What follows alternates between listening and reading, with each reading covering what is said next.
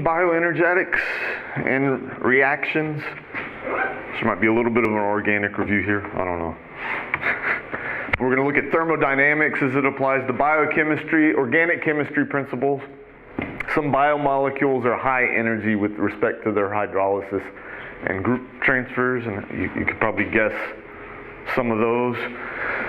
And energy stored in reduced organic compounds can be used to reduce cofactors such as NAD and FAD, which can serve as universal electron carriers. We'll be seeing more of that also when we start drawing out the mechanisms for glycolysis and the TCA cycle. So life needs energy, right? Recall that living organisms, they're built by complex structures. Those complex structures are highly ordered, right? So that's a lot of entropy you got to put into that system. And what's it say? That structures that are low in entropy is only possible when energy is put into that system, right? So the ultimate source of energy, for our life on the planet is ultimately from the sun. Of course, there's other sources of energy for life, like geothermal vents, things like that. But for the majority of life, it comes from the sun. It's ultimately always there and on. So metabolism is basically the sum of all reactions in the cell, right? There's a series of reactions that can form a pathway.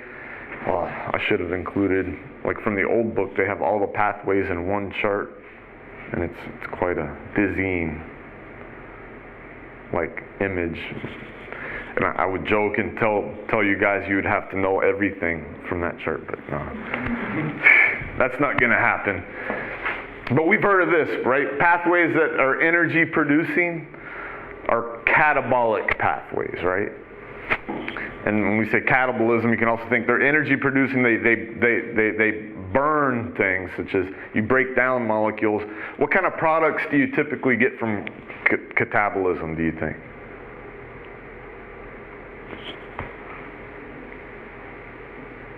How about carbon dioxide, water, ATP, things like that? Those are typically your products from catabolism, right?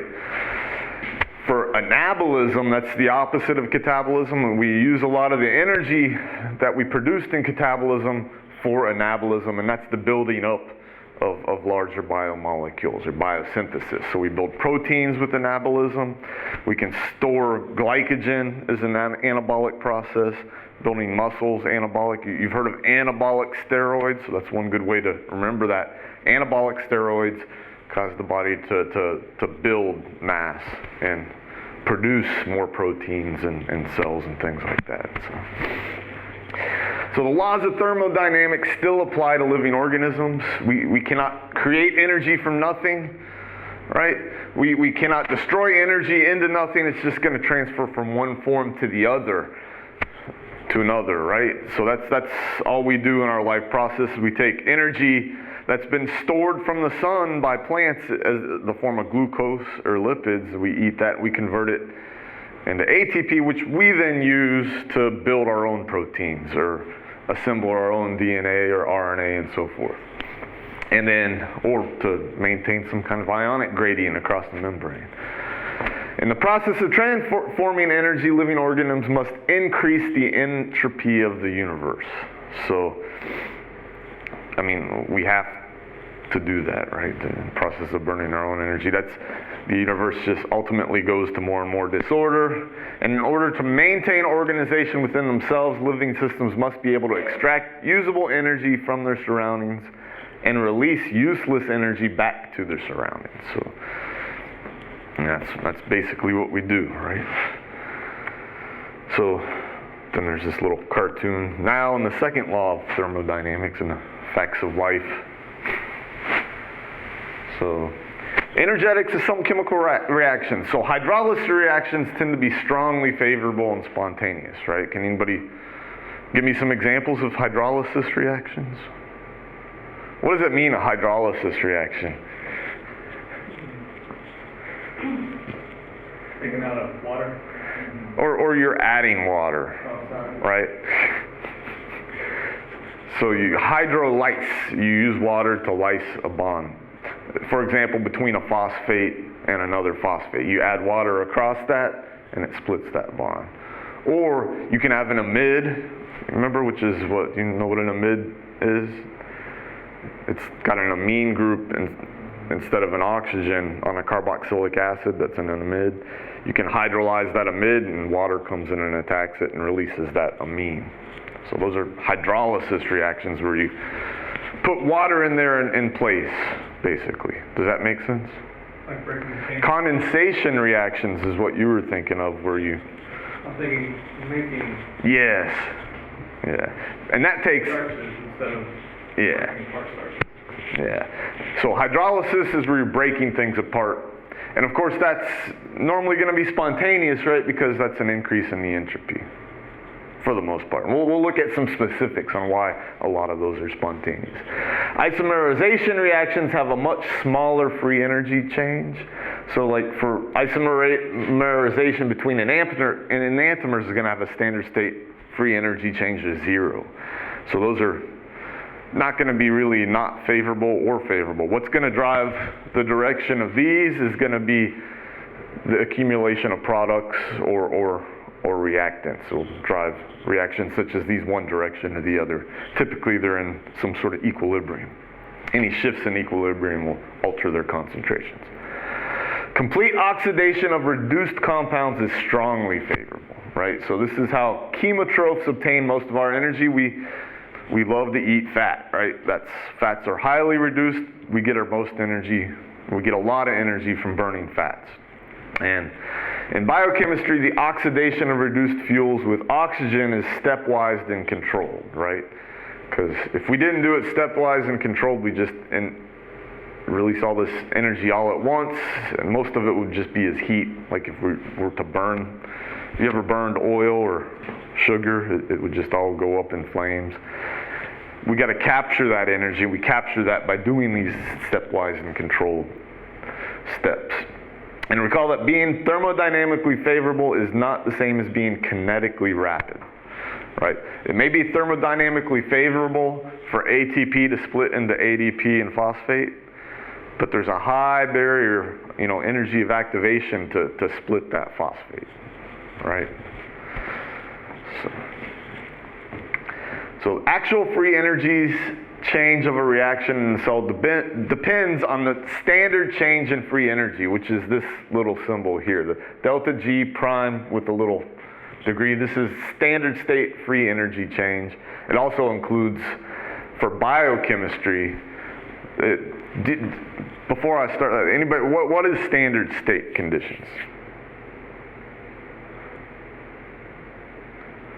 Concentrations of everything are 1 molar, okay? I think the temperature, I forget the exact, it's like 20 degrees C or 290, or maybe it's 25 degrees. Temperature sometimes can change on the standard state. And then atmospheric pressure of 1 atmosphere, I think, right? So all standard state conditions. So the little prime means we adjust the concentration for pH, because most biological reactions won't occur with a concentration of hydrogen ions of 1 molar. What's the pH at 1 molar hydrogen ion concentration? Can anybody tell me? Huh? 0. 0. Yeah. So, and that's not very conducive for life. So they add this little prime here for the pH. At pH, physiological condition 7. So the free energy change of a particular reactant is going to be dependent on the standard state free energy change times, the gas constant, the temperature in Kelvin, and the natural log of this. What does this represent? Do you guys know?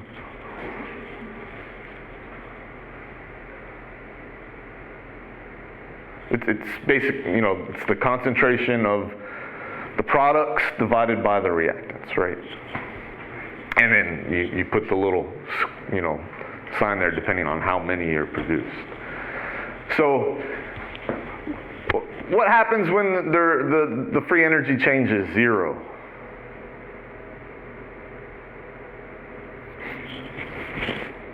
What can you tell me about this reaction when the free energy change is 0? Is that equilibrium? It's at equilibrium, right? The forward reaction and the reverse reaction are equal. So what does this look like then? You could rewrite this completely differently, right?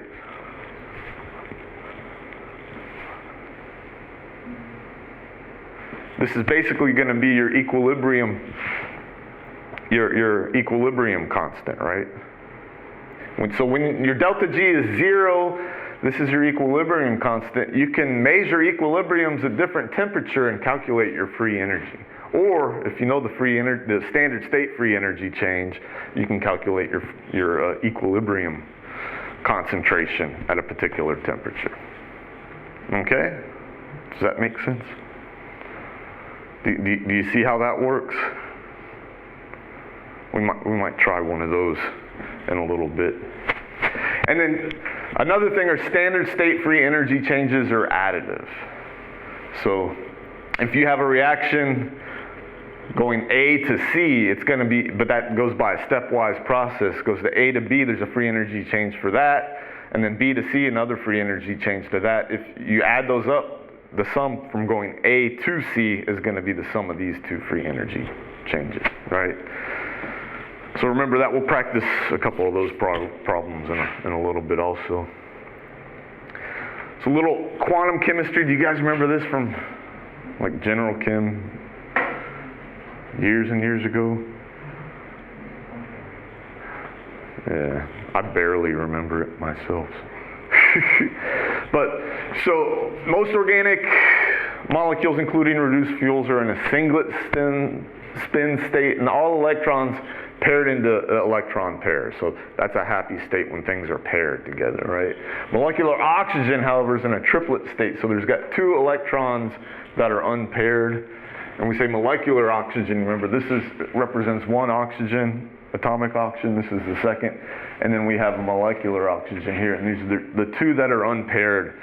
So it's your, they call that a triplet spin state, and that's what makes oxygen so reactive.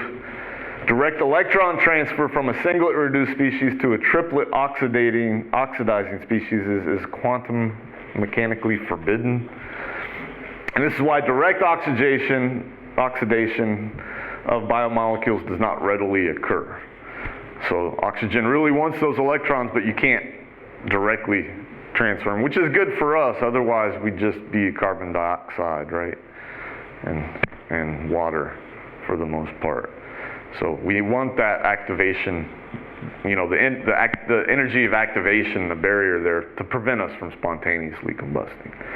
There's few cofactors such as transition metal ions and flavin adenine dinucleotide. They're able to catalyze consecutive single electron transfers needed for, utilization of oxygen. So, and we see that utilization of oxygen occurred during that electron transport chain. So, some review of organic chemistry. Most reactions in biochemistry are heterolytic processes. What does that mean? Do you guys remember? Heterolytic versus homolytic. Huh? Well, you remember, so you have like a bond here.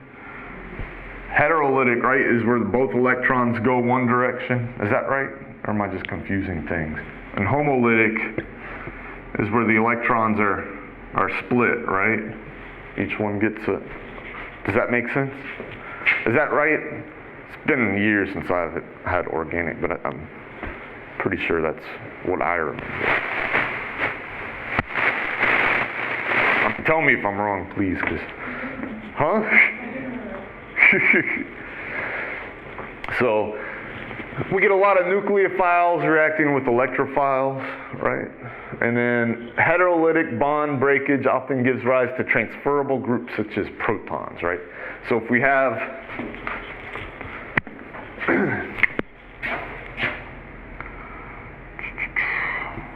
Yeah, exactly right. You can have a proton here, these electrons can go here.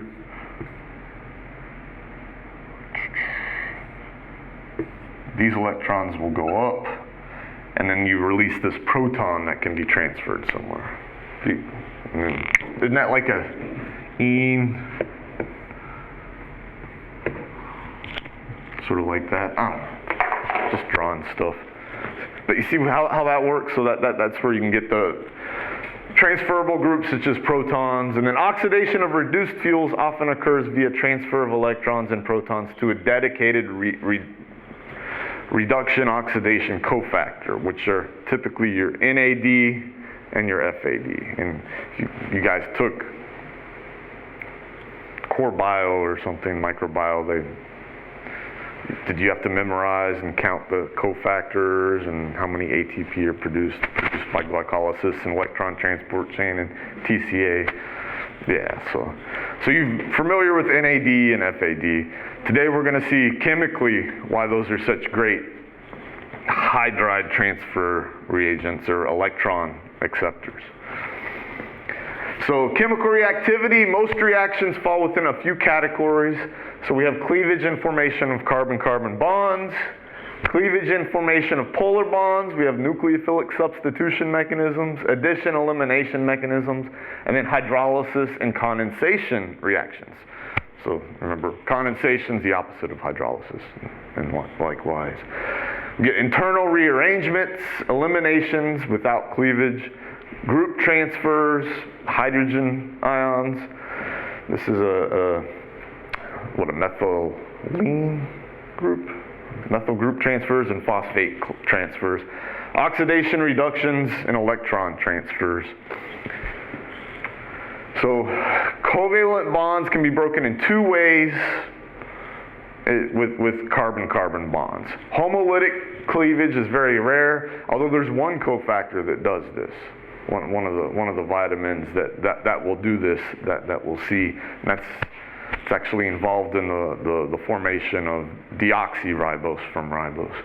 Heterolytic cleavage is common, but the products are highly unstable, and thus it's going to dictate the chemistry that occurs, which is why we have enzymes that do this, so they're very specific and yield have a high yield. So, see, if I just waited, I could have answered my own question.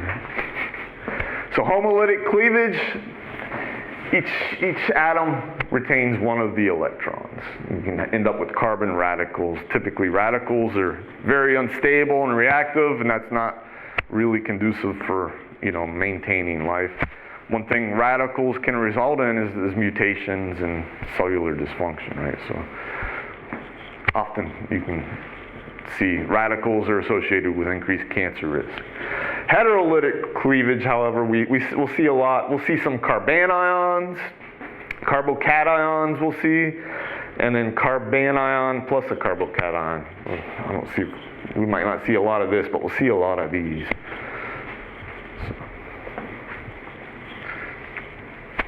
So nucleophiles and electrophiles.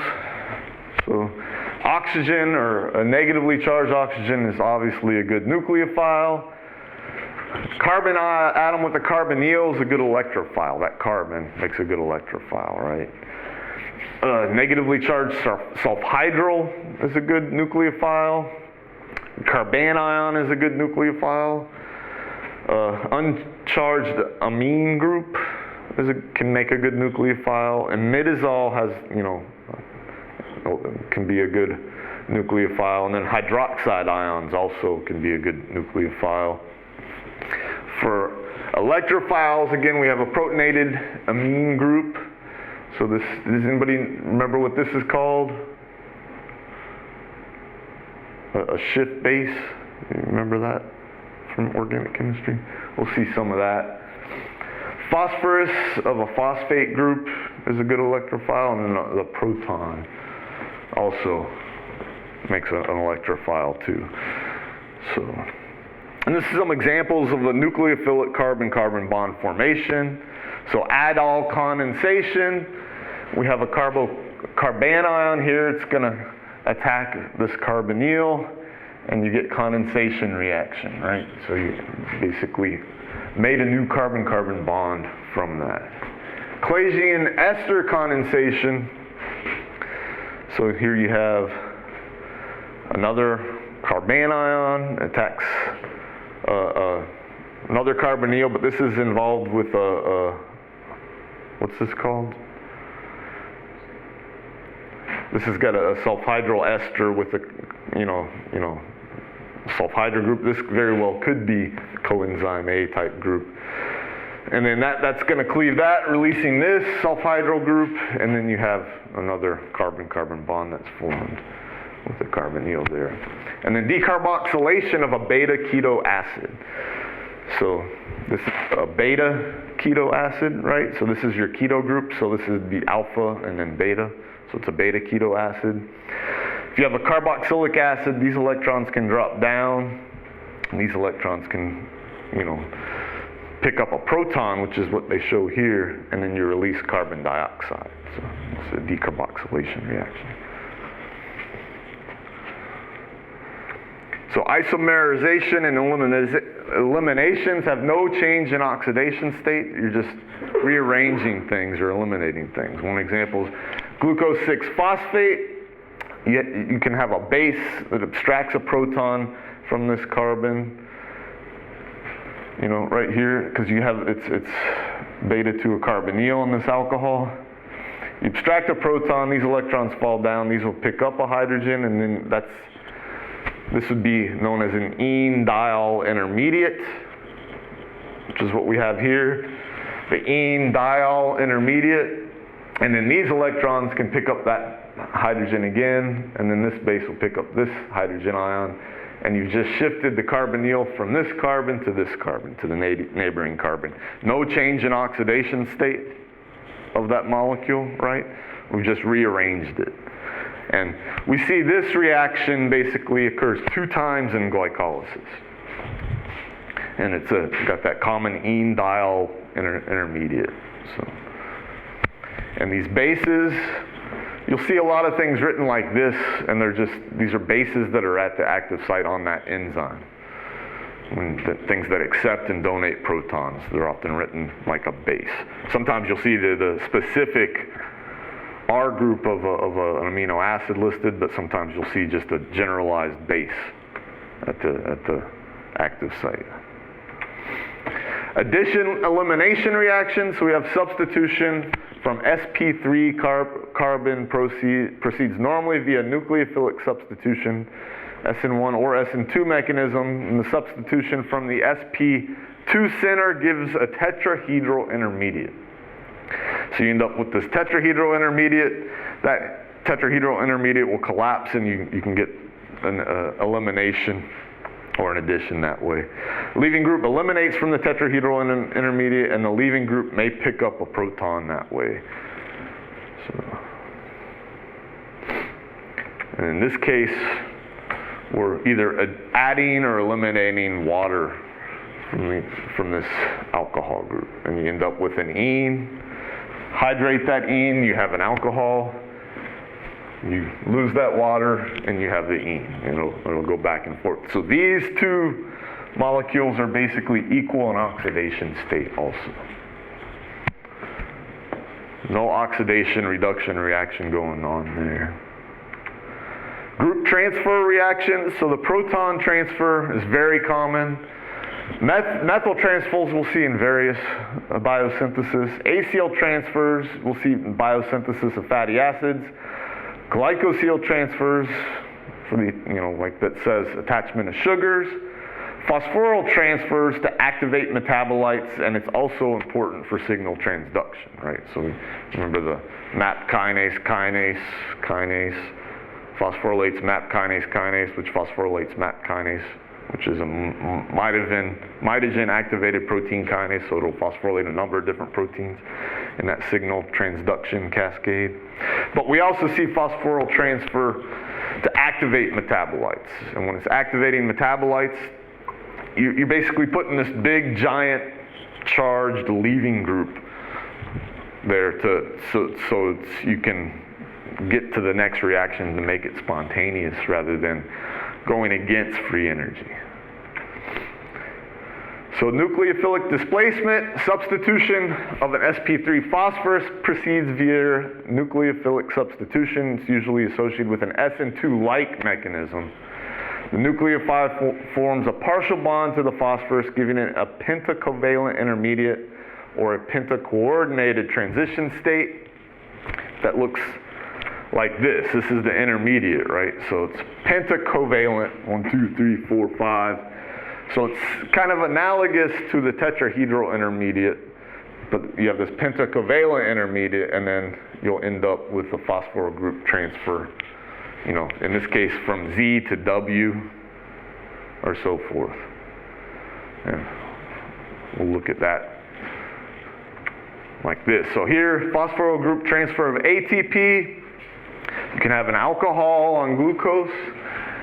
It attacks this phosphate. You'll form that pentacovalent intermediate, and then when it collapses, that phosphate will leave with the glucose, leaving ADP behind.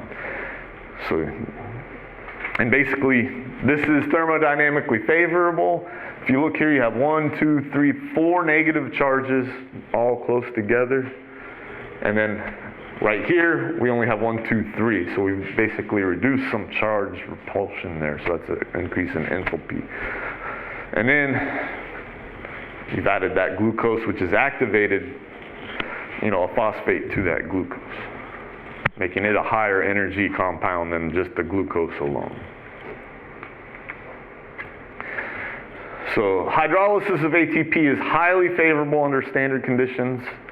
And like I said, as I just pointed out, better charge separation in the products, better solvation of products. You'll get better solvation. The water will solvate a free phosphate rather than the like that, you know, when it's all bound up together.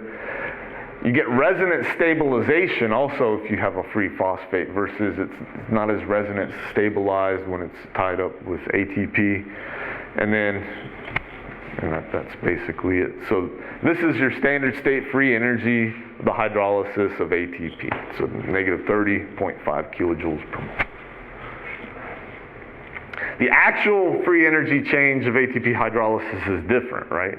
Because if you remember, it's dependent on the concentration of the products and reactants where they're at. So standard state, remember, is 1 molar. We don't have 1 molar hardly anything in our cells. Everything's in the micromolar or nanomolar concentrations, right? So when you make these very small, it's going to make that actual free energy is really high. Also, this free energy change is magnesium dependent, right? Why would it be magnesium dependent? The divalent cation, what's it going to do with all that negative charge? It's going to help stabilize that negative charge a little bit, right? So, which is what we show here. That divalent cation is going to stabilize negative charge in the product and the reactant.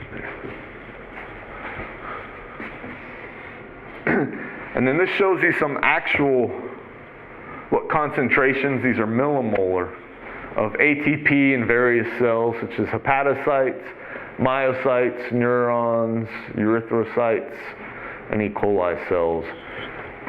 And these are high energy phosphates, ATP, ADP, AMP, free phosphate, and then phosphocreatine, or creatine. So cellular ATP concentrations usually far above the equilibrium concentration. So you're far away from equilibrium, right? So these are a potent source of chemical energy. If it was near the equilibrium, free energy changes would be near zero and be dependent basically just on the rise or fall of various, products or reactants. So again, there's several phosphorylated compounds have a large free energy, standard state free energy of hydrolysis.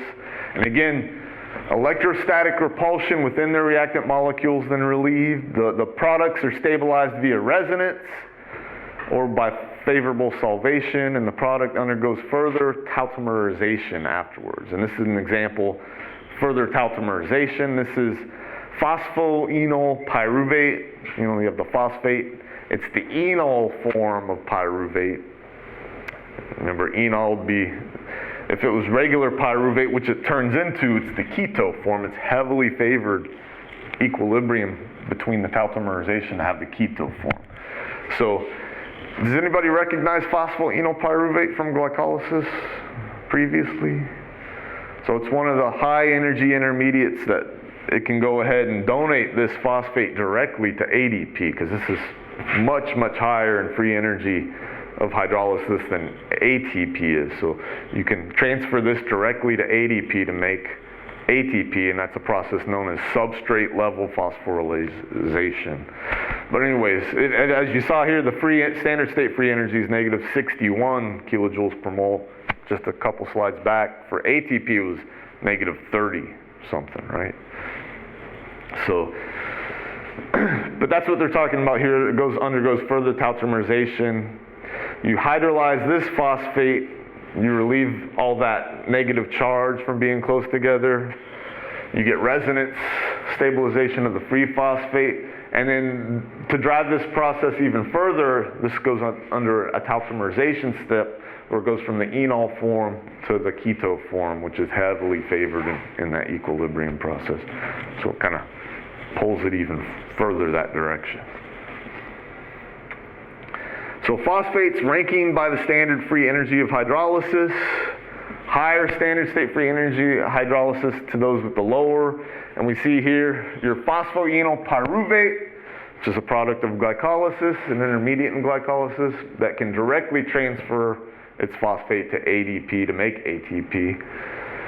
1,3-bisphosphoglycerate's another one. It's another intermediate in glycolysis that directly transfers that phosphate to ADP to make ATP. And then phosphocreatine. Anybody know where we find phosphocreatine in the body? Or what purpose it serves?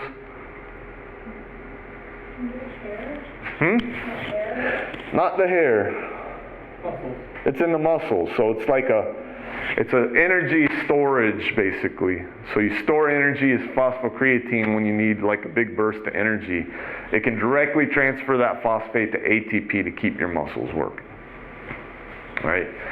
And then ATP can go on and be used. It's kind of an intermediate level, high energy phosphate molecule. It transfers its phosphate to like glucose to make glucose 6-phosphate, or glycerol to make glycerol phosphate, and so forth.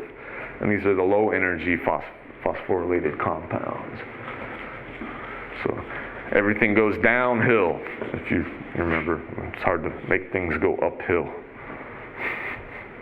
Or we don't do that. Another example is hydrolysis of thioesters, and this is strongly favorable also. So acetyl-CoA is a thioester. You have that thiol group on coenzyme A, and it's a thioester with acetate for acetyl-CoA. And it's an important donor of acyl groups. It feeds 2 carbon units into metabolic pathways to produce fatty acids. It provides 2 carbon units into the TCA cycle. And then an acyl group transfers molecules other than water except that acyl group. And the reason is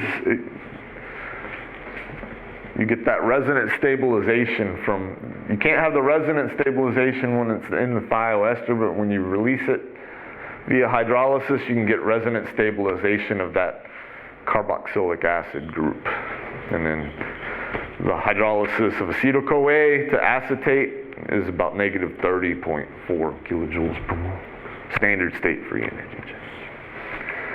So the orbital overlap between the carbonyl group and the sulfur is not as good as the resonance overlap between the oxygen and the carbonyl group in esters. So you get much better resonance here than you would for a thioester. Or if you transfer it to an oxygen ester, it's much better, resonance stabilization there also because of that orbital overlap. You get that pi sharing of electrons here. Resonance stabilization. Where you get partial positive and partial negative charge on those oxygens. So ATP provides the energy for some group transfers, not by simple hydrolysis. So it's not like the ATP hydrolyzes next to the reaction and that heat is then transferred to increase the reactants to make it go spontaneously. No, you have group transfer. So what happens here, Like for example, for forming glutamine, the emit of glutamine from glutamate, you got to add ammonia across. So ammonia, this water here that would be here is not a very good leaving group, or the hydroxide that you'd form if you protonated this. It's not a good leaving group. It's very unfavorable for that water to leave. Plus you're adding something just a little bit bigger to that carbon. It's really not that favorable. But if you use ATP to transfer its phosphate down, it's in thermodynamics and free energy change, you use the energy from ATP to transfer that phosphate, in this case to that carboxylic acid. And then this phosphate makes a great leaving group because it's big and bulky and has lots of charge on it. Then the ammonia can come in and attack here and hydrolyze that phosphate. And that is spontaneous then. So that's how ATP can be involved with group transfers, because you have unfavorable group transfers that wouldn't occur spontaneously very rapidly. But if you add the phosphate from an ATP as an intermediate step, that makes it occur very spontaneously and with a negative free energy change. So oxidation reduction reactions. So reduced organic compounds serve as fuels from which electrons can be stripped during oxidation. The most reduced form of carbon are typically going to be your alkanes. If you oxidize them by one step, you'll have an alcohol or an ene group, right? Double bond. Alcohol is basically the same thing as an ene, but minus the water. Same oxidation state. Oxidize it further, it turns into an aldehyde or a ketone, carbonyl. Oxidize it further, you add another oxygen here, it's a carboxylic acid. And then finally, the most oxidized that you'll see carbon is carbon dioxide. So that's why we release carbon dioxide as a product of our oxidative metabolism. We've oxidized, that carbon as much as we can, extracted the most energy out of it. So reversible oxidation of a secondary alcohol to a ketone. Many biochemical oxidation reduction reactions involve the transfer of 2 electrons. Okay, and in order to keep charges in balance, proton transfers go right along with that. So it's basically 2 hydrogens plus 2 electrons. Basically, we're transferring hydrogen molecules, right? In many dehydrogenases, the reaction proceeds by a stepwise transfer of a proton and a hydride. And we'll see that a lot. And the cofactors involved in this are often NAD or FAD. In this case, lactate dehydrogenase. If you see here, we've removed this hydrogen. This one here on the carbon is removed as a hydride, and then this hydrogen ion gets removed also as a hydrogen ion, and it converts lactate to pyruvate.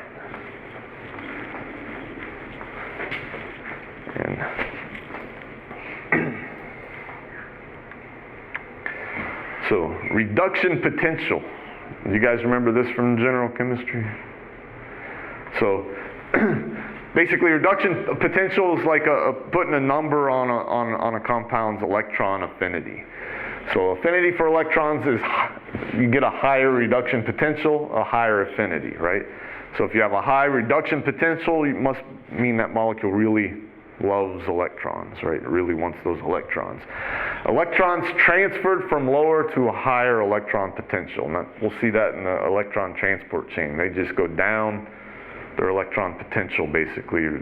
They're going from one molecule that has a lower electron potential to a higher, and stepwise, you're increasing the electron, the reduction potential for the intermediates there. And this is related basically to your standard state free energy change, right? So you can calculate standard state free energy change based on the change in reduction potential for a particular reaction. So with this equation here, delta G equals negative N F delta E. And the delta E is going to be the difference between the reduction potential of the reactants and products. What do you think N stands for?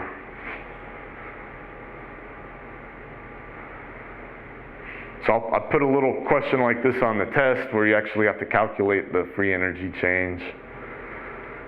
And one of the big mistakes is they forget N.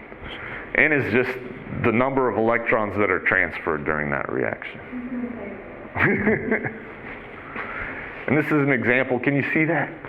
This is a standard reduction potentials for some biologically important half reactions. So we can go ahead and calculate one of these. You want to come up with a reaction with two of these half reactions? Pick any two.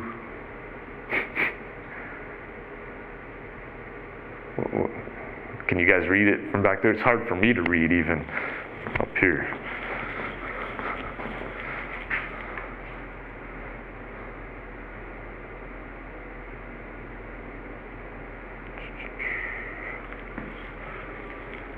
Oh, the alcohol one's not on here, is it?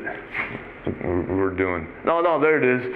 So we can include acetaldehyde to ethanol, since we got that ethanol talk tomorrow. What do we want to use for this reaction? So acetaldehyde to ethanol. What are we going to use to reduce acetaldehyde to ethanol? Any ideas? Any of these reactions you can pick will determine if it's spontaneous or not.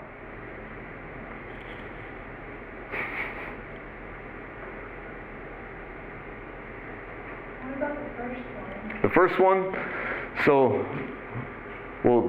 so using oxygen plus hydrogen to make water. Yeah, we could try that.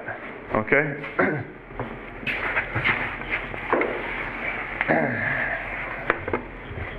Let's see here.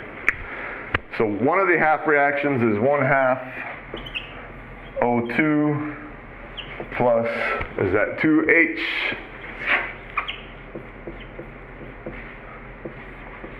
Is going to yield, this marker doesn't work good, H2O. Wait, where's the electrons? I forgot the electrons. We got to include the electrons there. Plus 2 electrons yields H2O. And bless you. And the reduction potential for that is 0.816 volts.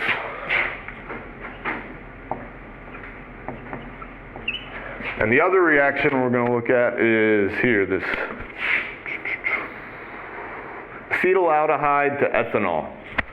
And that's what we want to see is if, we can use water to reduce that, right? So we have acetaldehyde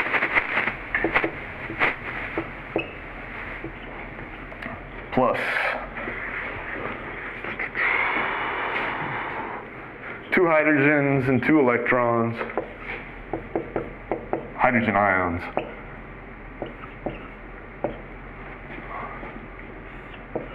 And that yields ETOH. And the standard reduction potential for that half reaction is negative 0.197. So in order to do this reaction, we have to reverse one of these reactions. And we want to make the ethanol, right? That's a fun thing to make. So we'll just write this one in reverse. So we do H2O, and that's going to yield 1/2 oxygen plus 2 hydrogen ions plus 2 electrons. And since we flip that over, that makes the reduction potential negative.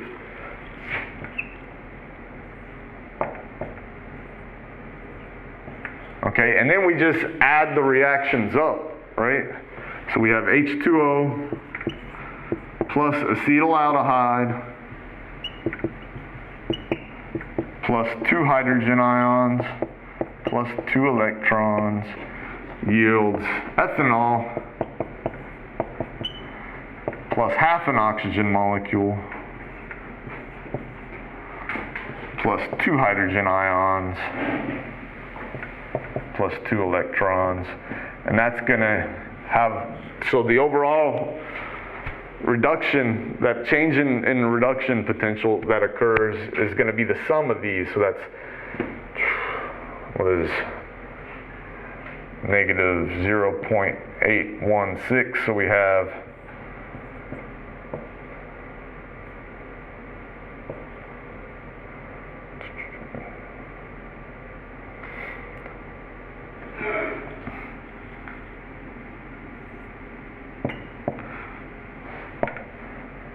so the delta E equals negative 1.015. And then we can eliminate these because they're on both sides, right? So if we're going to use water to reduce acetaldehyde to ethanol, we'll see if this can occur spontaneously with that other equation that we have here. So delta G, standard state, is going to be equal to N, negative N, times Faraday's constant times delta E, standard state.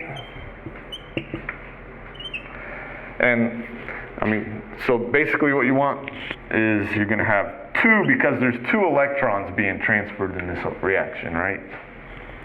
Times Faraday's constant times and there's a negative here, we can't forget that, times the reduction potential change, which is negative 1.015, and you're going to have that equal negative 2.030 F. And we can look up F and calculate the actual numbers, and that would equal the delta G. But this is going to be positive, right? Because a negative times a negative is a positive. So with a positive delta G, is that reaction going to be spontaneous?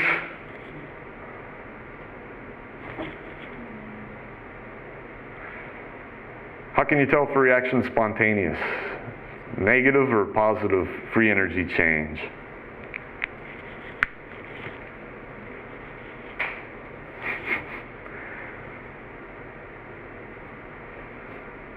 Intuitively, I know I always do that backwards.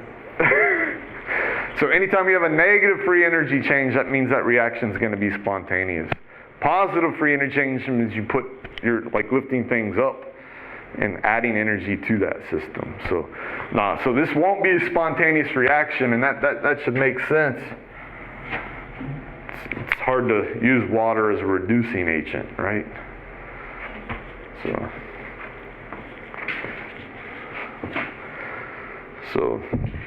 But I mean, I would give you F on the test so you can actually calculate that, but we don't have it here right now. So NAD and NADP are common redox cofactors. What do you think the difference is between NAD and NADP? Phosphate? Yeah, phosphate, that's it. And we'll see NADP is the common redox cofactor used for anabolic pathways. NAD is a common redox cofactor that's used for catabolic pathways. And these are commonly called pyridine nucleotides. They can dissociate from the enzyme after the reaction. So they have this adenine group attached to the cofactor. The adenine group kind of acts like a handle for recognition for the binding site of a protein. So it'll recognize that, it'll bind there, grab that hydride and leave, or donate the hydride and leave. In typical biological oxidation reaction, hydride from an alcohol is transferred to NAD, giving NADH. So the reduced NAD. And this is where we do that, right? So this is NAD. You have this adenine nucleotide here. Makes like a good handle for a recognition point, a binding site on a protein near the active site where this needs to be. This is the active part of the NAD. So you have this quaternary nitrogen and this aromatic ring, which makes this carbon excellent for accepting hydride ions. It'll accept the hydride here. These electrons can come down, and these electrons, because it's a quaternary positively charged nitrogen, make a great electron sink, right? So you've eliminated the charge on this ring structure, and you've and that's favorable, right? Getting rid of a charge. But then what's unfavorable about this reaction is what you've lost the aromaticity here too.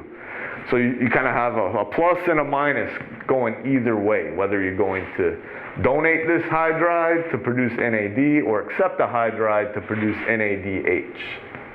And this can occur either the R side or the B side. It could be specific depending on the enzyme where this is used. Does that make sense? But just understand why NAD makes a good acceptor and donator of hydrides. It's this quaternary nitrogen. It causes this carbon to accept the hydride.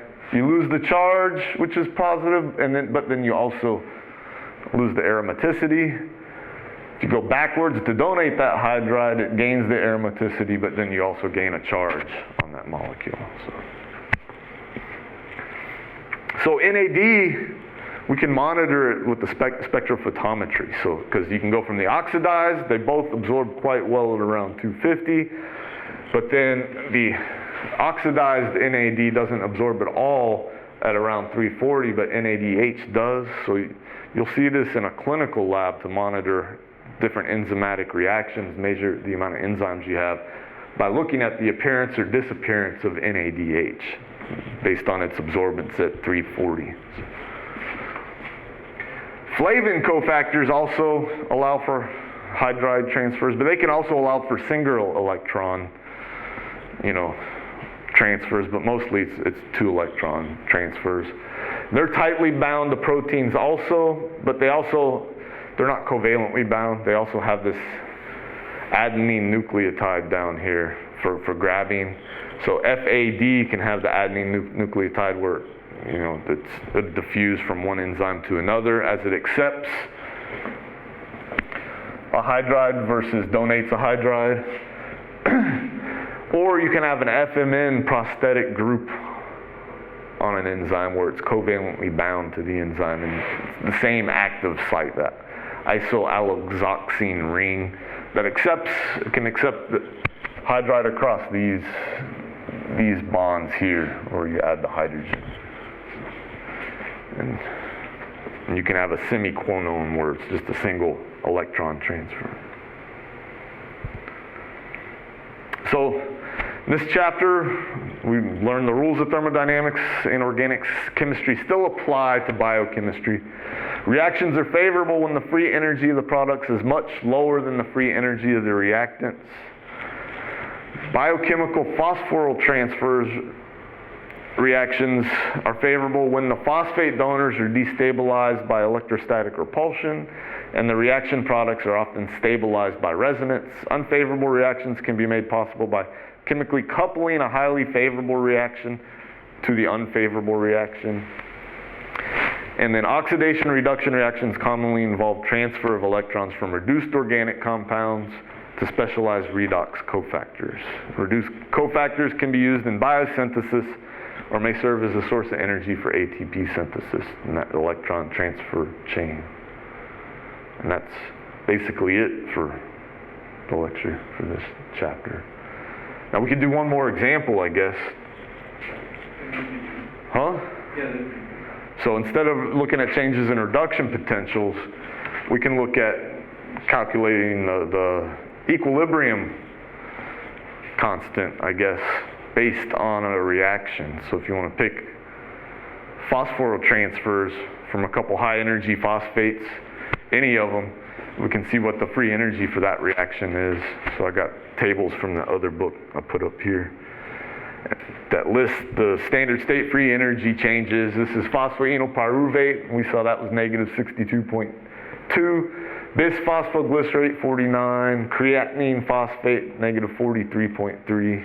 Acetyl phosphate also negative 43.3 and so forth. Anybody want to come up with the reaction?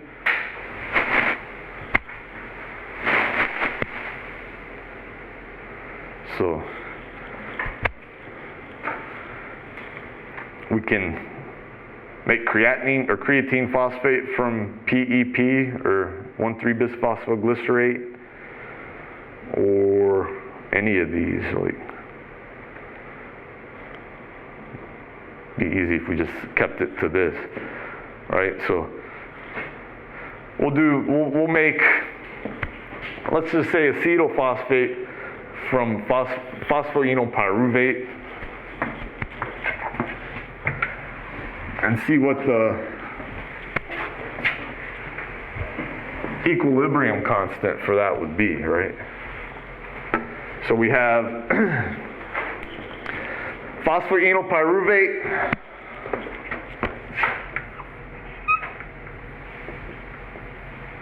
is going to break down to make phosphate plus pyruvate. And that has a free energy change of negative 62.2. And then acetophosphate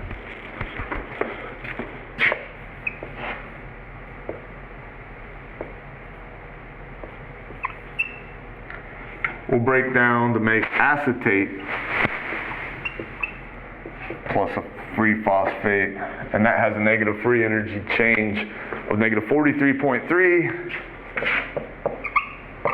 These are standard state free energy changes. So if we want to use the energy from this to add the phosphate to an acetate group, we're going to flip this one around so we have PEP plus the acetate plus phosphate. Rather than start there like I already added it, we'll just flip it around now. So we have acetate plus the phosphate yields acetophosphate. And then that makes this a positive free energy.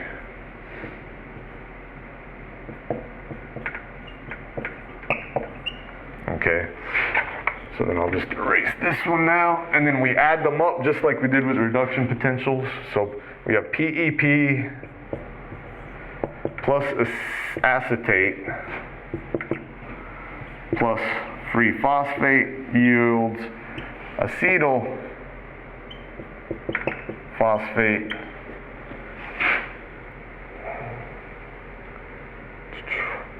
plus pyruvate plus free phosphate. And again, these phosphates will cancel out because they're both on, one side. And then we sum this together. So we have, what's that? 62.2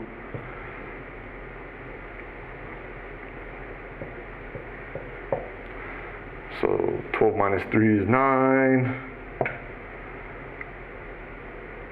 11 minus 3 is 8. And then, so we have an overall negative 18.9 kilojoules per mole. Right? So that's the free energy change for that reaction for adding phosphate from PEP directly to acetate. The free energy change for that coupled reaction would be 18.9 kilojoules per mole, which is spontaneous, right? Now let's figure out what the equilibrium constant would be, to make it easier. Now we'll go way where we had that equation. Oh, that was it, right? Maybe not.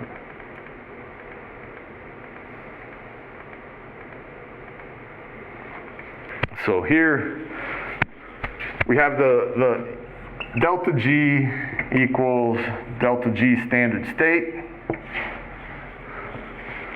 plus RT, and we're looking for the equilibrium constant, so we'll do the natural log of the KEQ of this reaction. We know what the standard state free energy change is, so that's going to be equal to negative 18.9 kilojoules per mole. And then plus RT, natural log of the equilibrium constant. And we know the free energy at equilibrium is 0, so we just put a 0 in for that. And then we get 18.9 kilojoules per mole equals RT times natural log of the KEQ. I meant to put a K there. So, and we're going to do this for what, 37 degrees? So what's the temperature at 37 degrees Celsius? Or not Fahrenheit, Kelvin. Yeah, so we got to have Kelvin. So 273 plus 37, what is that? I should have brought a calculator today, but I didn't. 310. Yeah, 310. So we got 310 here. And then what is R, the gas constant? Are you going to give that to us in a test? Yeah, I would. So I think it's 8.314, but then you got to be careful of the units. Because right now we have kilojoules per mole. I think 8.314 is it kilojoules per mole? Let's look. Do we have these in our book, like the charting of that? Yeah, they should be. And so we need it in kilojoules? Yes. You looking it up? Yeah.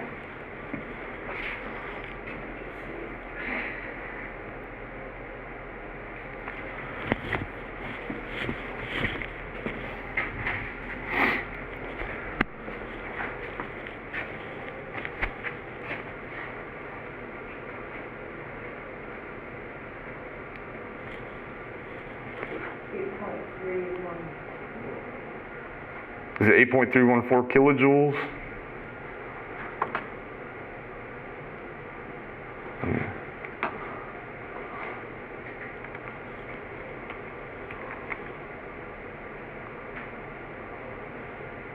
Yeah.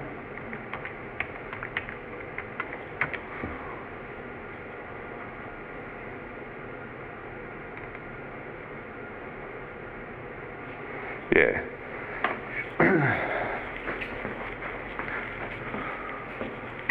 No, this is 8.314 joules per Kelvin mole, right?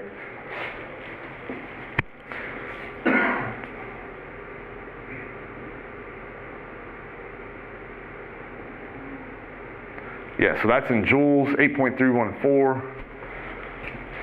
So it'd be, so what we could do is just convert this to joules, which is 18,900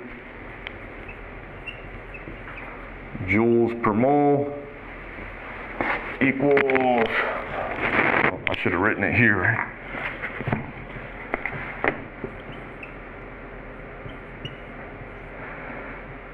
Joules per mole, and then we have 8.314 joules per mole Kelvin, right? Is that right? And then this Kelvins will cancel out. And then we'll divide both sides by this, so we get 18,900 divided by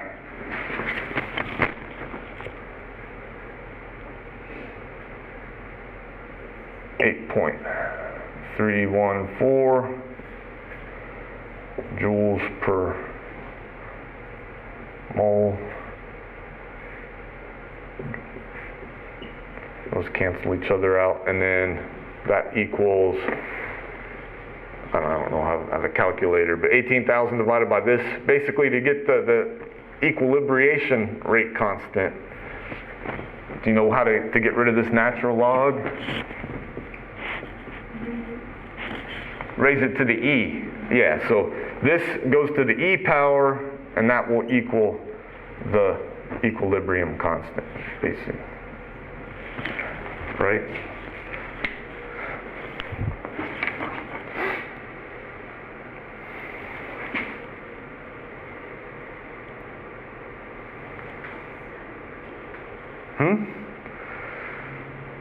So,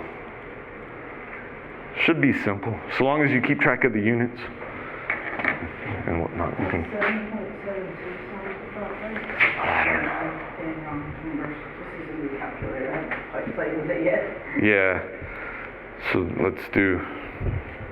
I don't know if I can do it to the E with my calculator.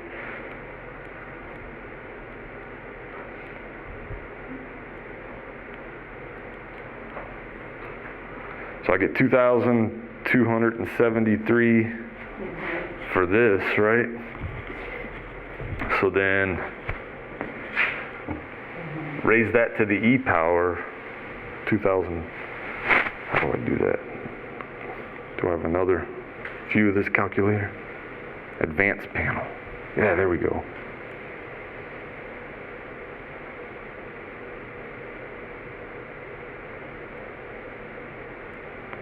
And the 2,273? Yeah, that's what I got for the initial. That doesn't look right. It gave me infinity. What did I do wrong on my calculator? I'm not used to this calculator.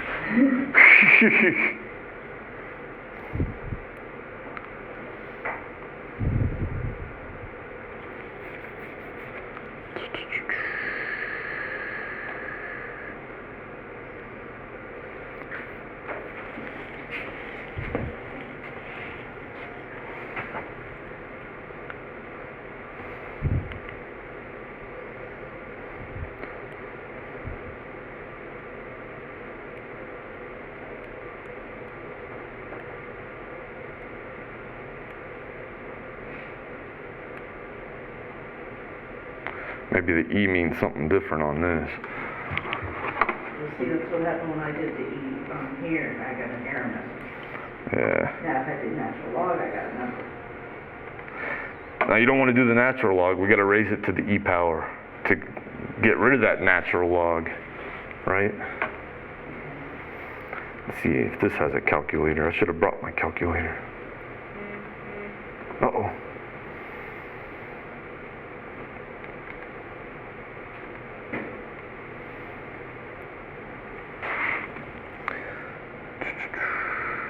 Where is E? Oh, there we go. So if we do, oh, I guess we got to write the number. For the E, I did an error. So I'm doing something wrong.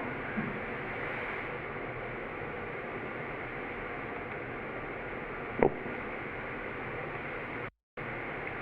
That doesn't work, does it?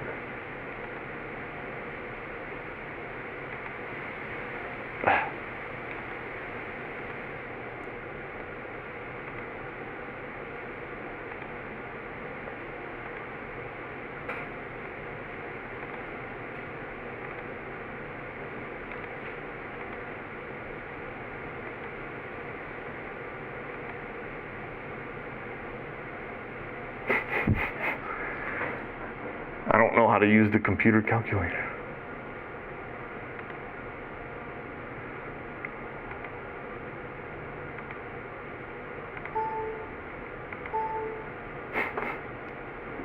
Huh? You got a good calculator.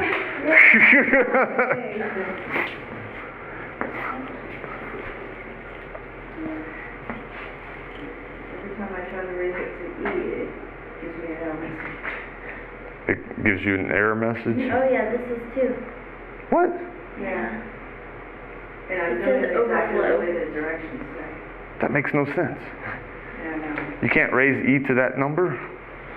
Apparently not. Did we do something wrong? I think we did.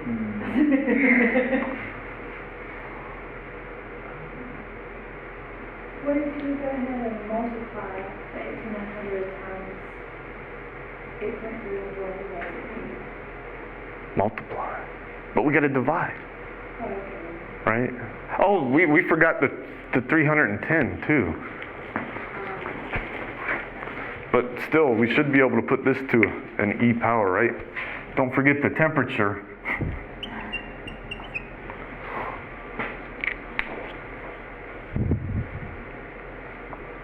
I can't believe we forgot that. Can you?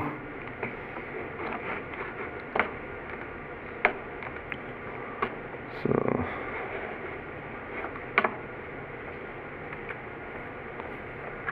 1,530. is the equilibrium? Yeah. So where is the equilibrium line then?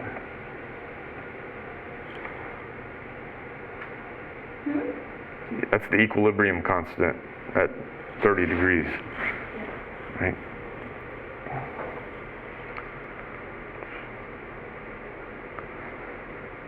And is that going to have units, do you know? Do you think?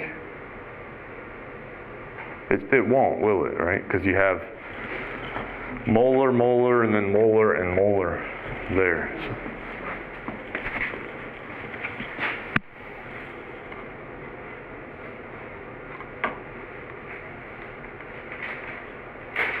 How did you do that on the calculator? Huh? I divided the 18,900, and I put in parentheses the 8.314 times 5010, and got that number. And then I did the E2, and I put the answer in. And it gave me 1,500 stuff.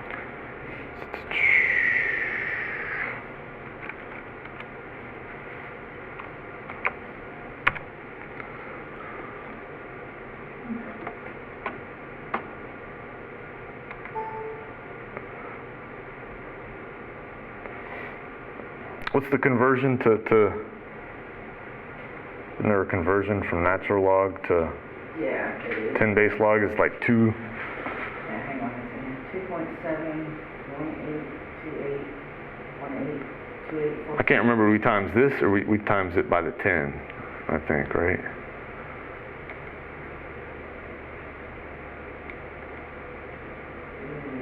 No. Yeah. I'm not good with this computer calculator. This must not be the EXP. Huh? That's an exponent. Yeah. I wonder if I and V is what E would be. No, that's just, Oh, there it is. Yep. Right next to it. Yep. ah. Oh. Okay. Now we could have figured this out better. How do we go back? Arrow, maybe? I think you have to start over. I think you're right. So 18,900 divided by parentheses 8.314 times 310.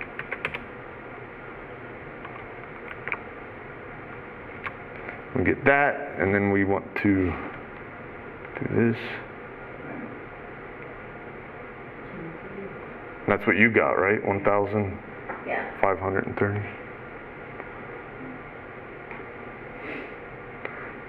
So which direction is that favored? It's heavily favored to the products, right? Yeah. Which makes sense, it's got such a high free energy change.